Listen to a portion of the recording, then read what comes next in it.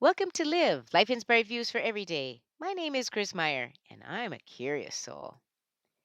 It's not what you look at that matters, it's what you see.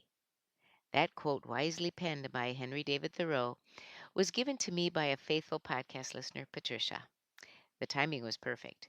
I've been thinking so much about the concept of noticing. Many of you remember that I host a 3-week radio show every December to read letters written to Santa on the radio as Mrs. Santa. The schools in northern Iowa send the letters to KIOW radio, and I come on as Mrs. Santa to read them. It's a wonderful platform for me to share thoughts about growing in kindness, respect, curiosity, and so much more. But I always have a project from Santa for them to work on every year.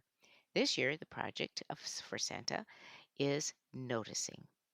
Each day, when I remind them of the noticing project, give them ideas what it means and how they can do it. Hopefully, the adults listening can become more aware of noticing too. I tell the children to notice what they smell, what they hear. I tell them to notice what someone is doing that is kind or hard or interesting, and to tell those people that they notice it. I tell the children to notice what their parents are doing for them and to let their parents know that they see it and to thank them.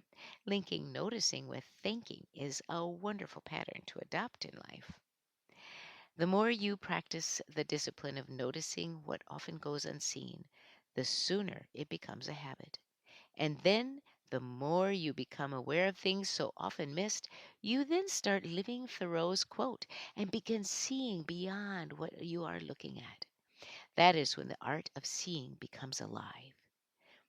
Do you remember the game using two cartoons that look identical but have been drawn with some subtle differences that you might not see unless you are looking for them? Are usually placed side by side with the challenge to count 10 differences.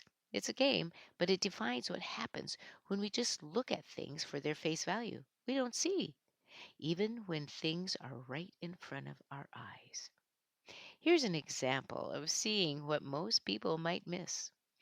On Tuesday night before Thanksgiving, our church held a service and served pie afterwards. My husband Donnie and I helped cut and put the pieces of pie on paper plates before the service began. Afterwards, we all enjoyed the pie. But the next morning, Donnie came into the kitchen and announced that he had lost his wedding ring. We looked everywhere in the house. We then left for church to go to our Wednesday morning Bible study. And while there, it occurred to Donnie that maybe his ring had come off when he removed the blue plastic gloves that were worn when we cut the pie.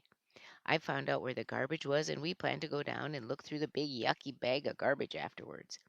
I mentioned the lost ring at the end of Bible study and told them how strange that he lost it 3 days before our 50th wedding anniversary. When we were getting ready to go down to search the garbage bags, a friend of ours, Ron Knoll, came and told Donnie he'd been seen him playing with the ring while eating pie after the service. So now we knew he had it on after taking the plastic gloves off, because he ate pie later when Ron saw him twirling it on his finger. We asked Ron how he happened to notice Donnie playing with his ring. Ron said, "Hmm, I'm a former jeweler. I always look at people's jewelry."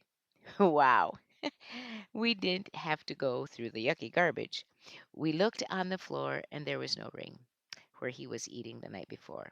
So finally we left to go home. He opened the car door and voila, there was his ring on the floor mat of the car. Hmm. We also need to harness the habit of noticing people. People who may be feeling alone, lost, worried, delighted, excited, sad. What do you do when you notice someone sitting alone? When connecting with someone who is the other, meaning with they have attributes outside our comfort zone, then it's easier to ignore or pretend not to see them or make an excuse to yourself why you shouldn't have to make an effort to connect. It's one thing to notice, but it's another thing to do something. I'm an extrovert, but I had to muster the courage when I made the decision to begin connecting with people who sat alone or who were what our society might label as the other to a crowd. I had to practice stepping out of my comfort zone to reach out. It was so hard. But gradually, the courage grew. And now the joy of extending me who sees them has brought me wonderful experiences and friendships. Last week, I wrote in the introduction of the podcast about the nursing student who was taking a chemistry test and found the last question to be so strange. The question read, "What is the name of the woman who sweeps the floors of our building?" The nursing student had seen the woman, but she never talked with her and didn't know her name, so she left the answer blank. When the tests were being turned in, one of the students asked the professor if the last question would count toward the grade. The professor answered, "Absolutely. Every day you come upon people who need to be noticed. They need to be noticed by you." The nursing student never forgot that lesson. She also learned the woman's name was Dorothy. I have shared that story in a podcast before, but important stories that remind us how to live, how to assign value to others, must be repeated over and over so we never neglect the needs of people in our world. This week, on your bathroom mirror, write, "I will make noticing my new habit." Join me next Monday for Live, Life Inspired Views for Every Day. I'm Chris Meyer, and I'm a curious soul.